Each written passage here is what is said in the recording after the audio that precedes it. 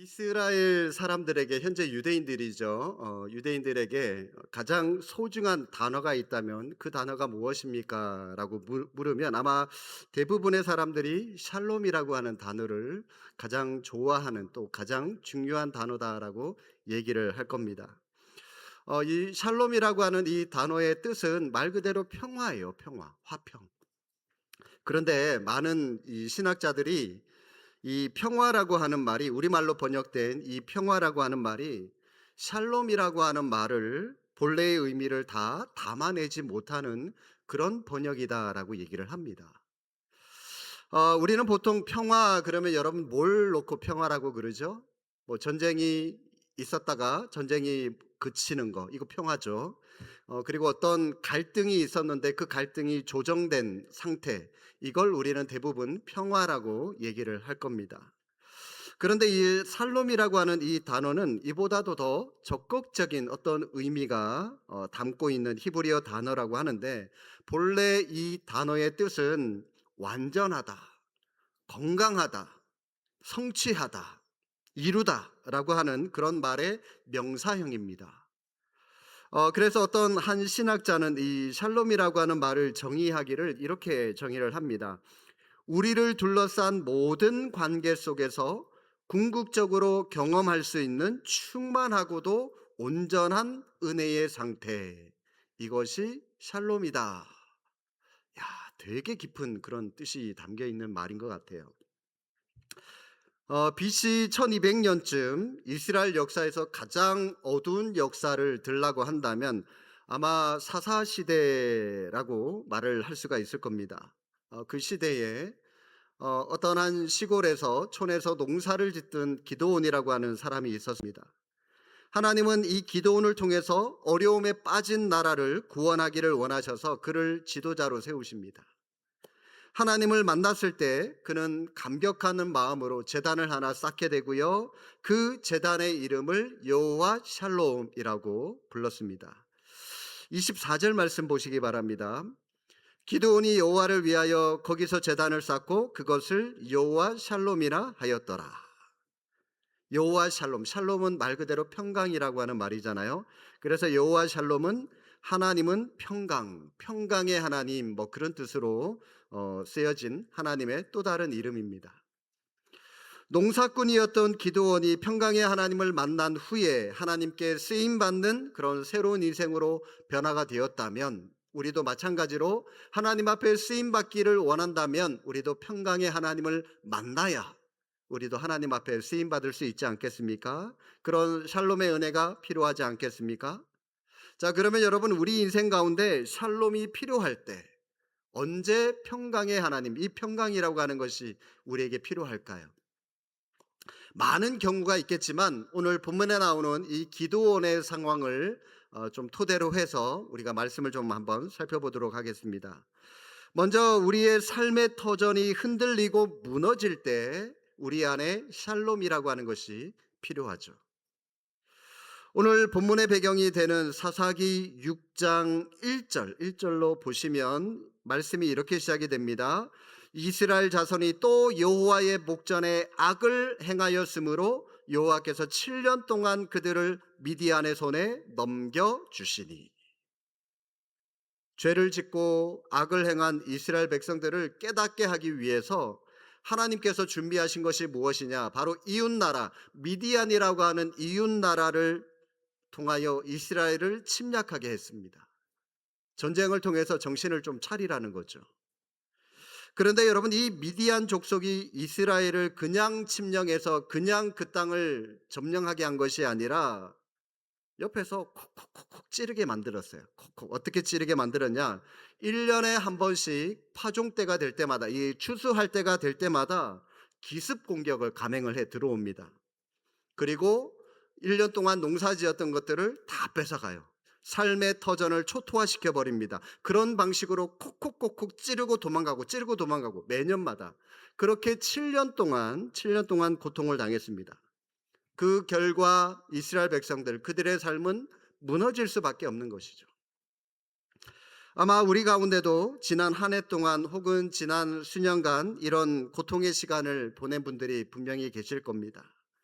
이런 분들에게 필요한 것이 있다면 바로 하나님이 우리에게 주시는 샬롬, 하나님의 평강이 필요하다 할 수가 있을 겁니다. 샬롬의 은혜는 다른 말로 하면 회복의 은혜라고 할 수가 있습니다.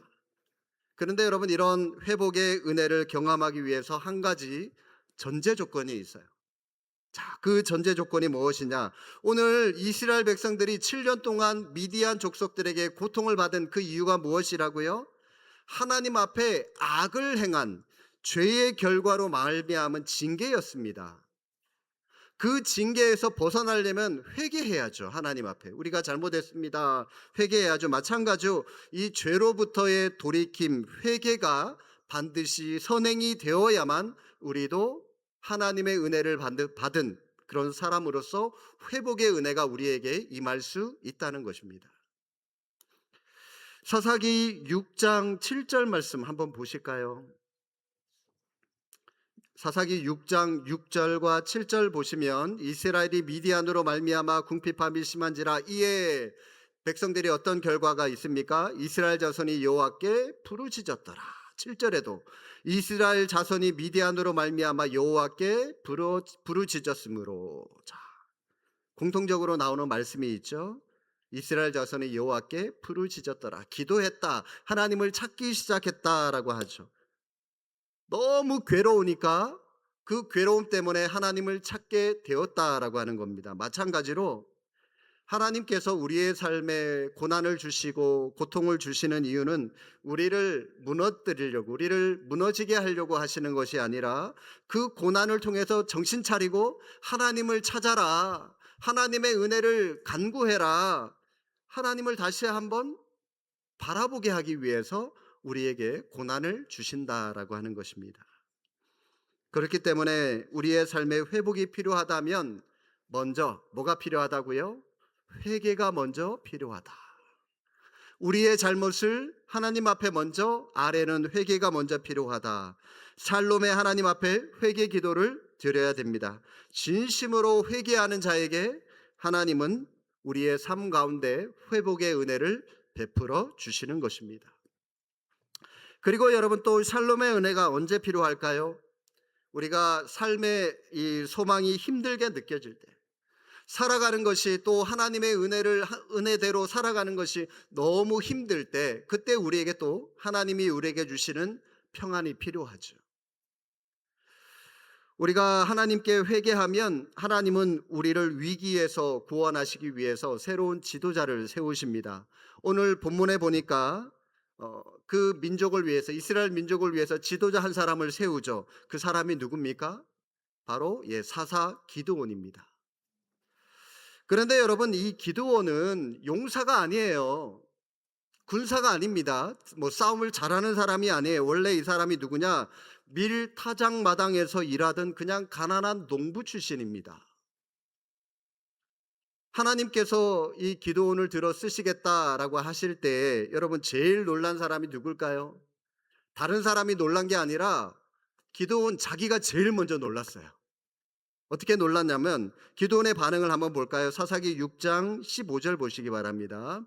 기드온의 하나님께 뭐라 그러냐? 그러나 기드온이 그에게 대답하되, 오 주여, 내가 무엇으로 이스라엘을 구원하리이까? 보소서, 나의 집은 므낫세 중에 극히 약하고 나는 내 아버지 집에서 가장 작은 자니이다. 쉽게 말하면, 하나님, 내가 무슨 자격이 있다고 이스라엘을 구원할 수 있겠습니까? 하나님, 나는 그럴 일을 감당할 만한 사람이 못 됩니다. 저는 못합니다. 지금 그런 말을 하고 있는 거예요.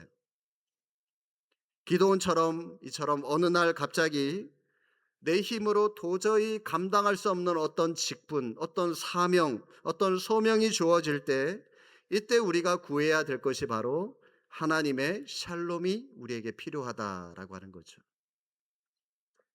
자, 그러자 여러분, 하나님께서 농부 기드온에게 어떤 샬롬의 은혜를 부어 주십니까? 12절 보십시오. 12절. 여호와의 사자가 기드온에 나타가 이르되, 큰 용사여, 여호와께서 너와 함께 계시도다. 기드온이 얼마나 깜짝 놀랐을까요?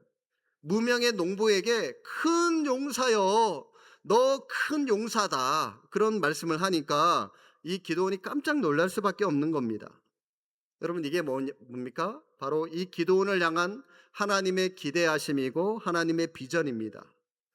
정확하게 말하면 오늘 이 말씀처럼 12절 말씀처럼 내가 너와 함께 하니까 너 더 이상 초라한 농부가 아니야. 너 얼마든지 큰 용사가 될 수 있어. 내가 너에게 힘을 부어 줄 거야. 강한 용사가 되게 해 줄 거야 라고 하는 그런 메시지를 이 이름을 통해서, 이 큰 용사여라고 하는 이것을 통해서 그에게 제시를 하고 있는 겁니다. 성경을 가만히 보면 하나님께서 이렇게 이름을 바꾸어 주심으로 사역을, 일을 시작하게 하시는 사람들이 많습니다. 대표적으로 아브라함이 있죠.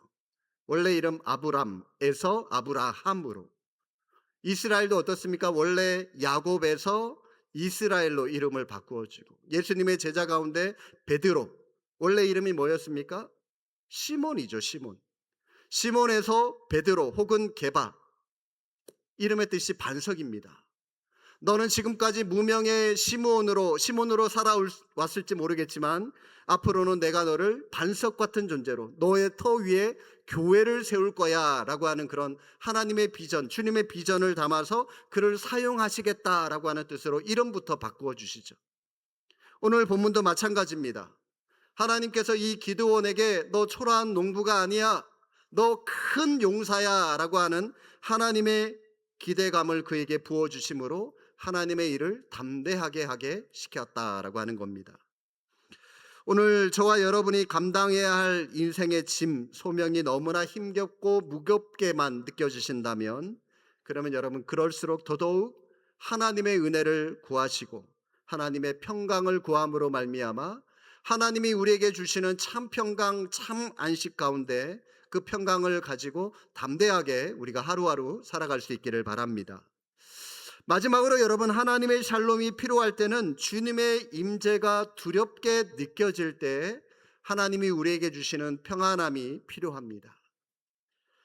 우리가 하나님과의 관계에서 갖게 되는 가장 흔한 딜레마는 하나님의 임재하심이 쉽게 느껴지지 않는다는 거예요. 하나님, 예배하는 우리 가운데, 기도하는 우리 가운데, 찬양하는 우리 가운데 이 자리에 임재해 주십시오 라고 우리는 기도하고 간구하지만 그 하나님의 임재하심, 우리와 함께 하신다는 것을 우리는 쉽게 느낄지 못할 때가 굉장히 많은 것 같습니다.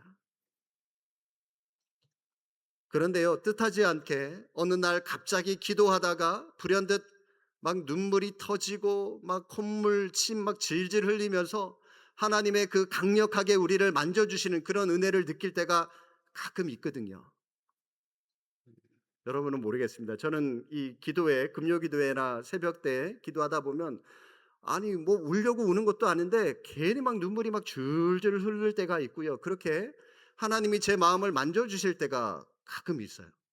매 예배 시간마다 그런 때가 있으면 참 좋겠지만 매 예배만큼은 안 되고요. 그래도 간혹 하나님이 그렇게 만져주실 때가 있더라고요. 기도원이 지금 이걸 경험하고 있는 거거든요.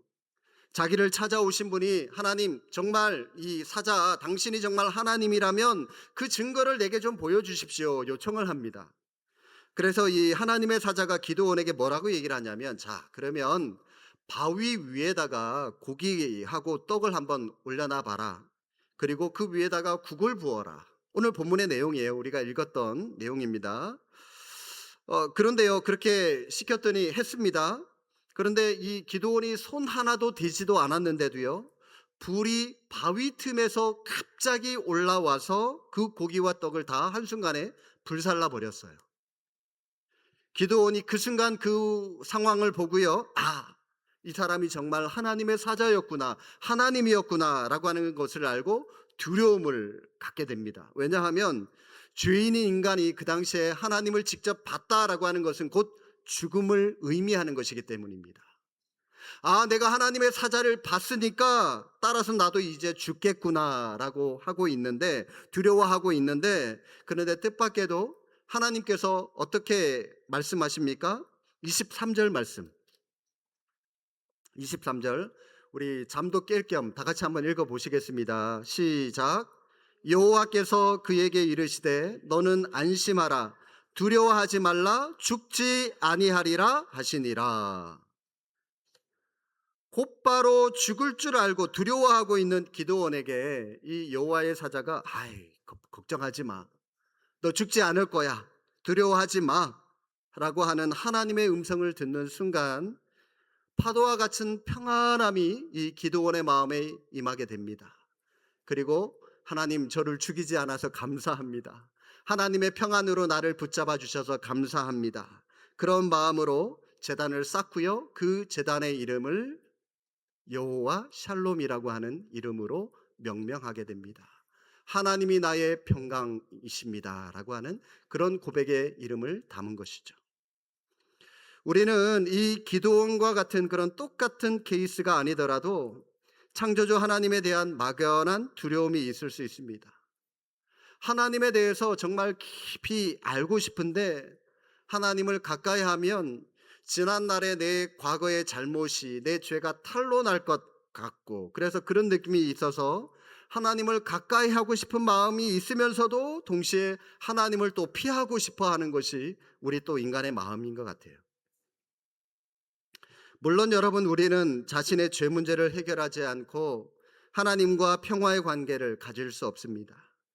그러나 하나님은 친히 우리의 죄 문제를 짊어지시고 우리를 평강으로 만나 주시는 분이십니다. 그래서 예수 그리스도를 이 땅에 보내주시고 십자가의 길을 가게 하신 것이죠.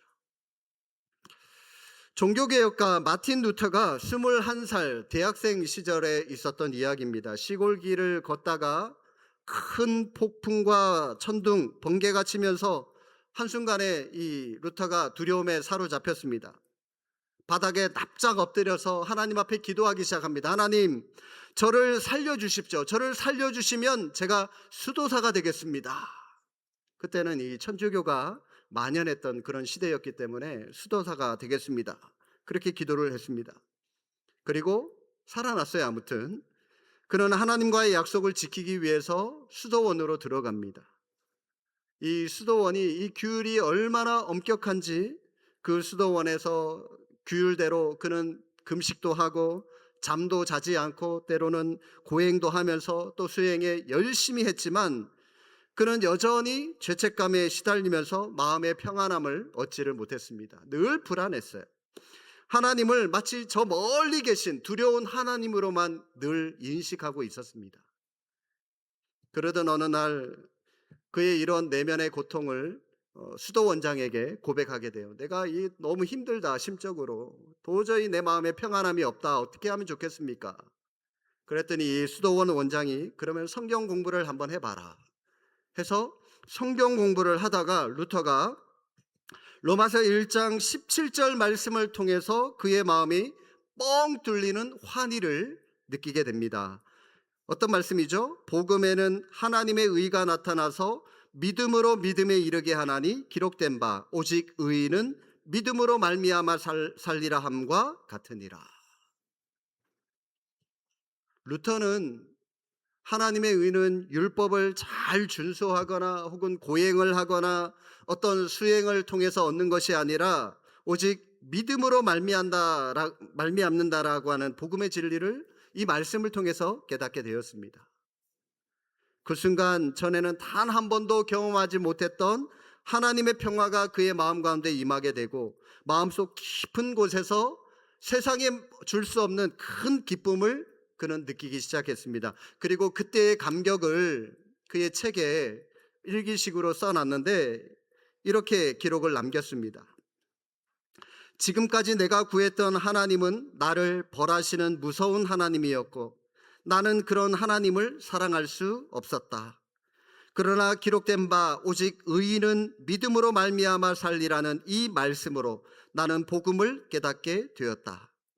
이제 나는 하나님의 은총과 자비로 오직 믿음으로 나를 의롭다 하시는 은혜 속에 들어갔다. 나는 지금 다시 태어난 것을 느낀다. 믿음의 문이 활짝 열렸고 나는 낙원으로 들어섰다. 여러분 이 글을 읽어보면 진실로 이 루터의 마음 가운데 하나님의 평강이 임했구나라고 하는 것을 우리가 느낄 수가 있습니다. 오늘 저와 여러분들에게도 이 루터가 느꼈던 이러한 마음의 평안, 하나님이 우리에게 주시는, 세상이 주는 기쁨 아닙니다. 하나님만이 우리에게 허락하시는 참 평강, 참 기쁨. 여러분, 이런 평강이 우리 안에 필요하지 않겠습니까? 정말 이 땅은 진정한 평안함이 없고 진정한 기쁨을 상실한 채 많은 사람들이 이 땅에 살아가고 있습니다. 그러나 우리 예수님을 통하여 참된 평안과 기쁨을 주시기 위해서 오신 그 예수 그리스도를 우리 마음에 들임으로 말미암아 다시 한번 그 주님과 함께 평강의 삶을 살아가는 저와 여러분, 우리 모두가 될 수 있기를 주님의 이름으로 축복합니다. 기도하겠습니다.